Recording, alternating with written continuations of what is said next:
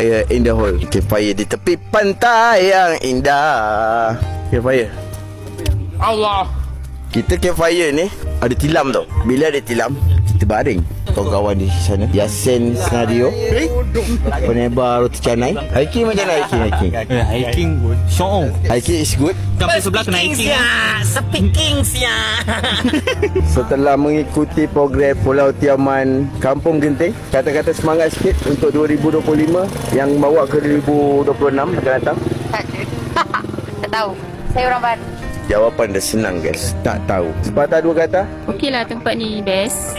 Seronok. Seronok. So harap tahun depan dapat pergi lagi best lah. Apa kata-kata semangat untuk fomen-fomen dan semangat kita ya? Kata-kata semangat.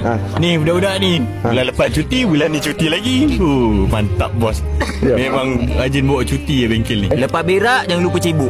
Lepas berak jangan cuba cebok. Aku nak pantun sikit. Pulau Pandan jauh ke tengah. Tadi Pulau Pandan je. Pulau Tioman jauh di sini. Besok sama. Dah aku cakap aku fokus kan. Bapak semangat saya. Pergi snorkeling. Ni paling semangat kan ni? Paling semangat. Ni paling semangat ni. Dia dah cuti bagai. Daripada malam tadi dia dah terjun kata. Aku tak datang gigau-gigau. Baru nak fitting baju juga.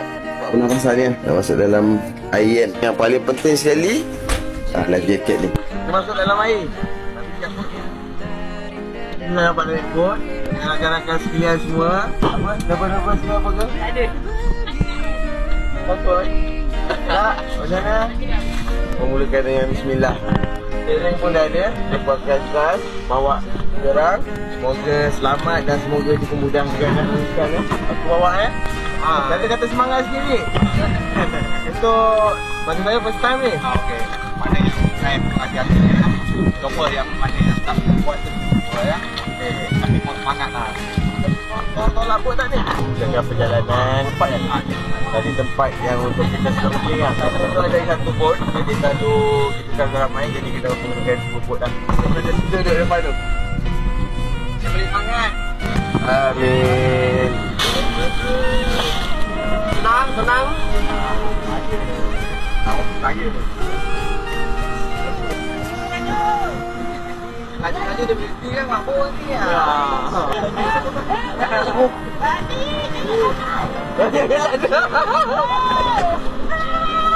Member laju lah, lihat lumba lah. Awak kan? Jangan laju-laju. Biar slow asal selamat. Kat sana tu gua Kelamin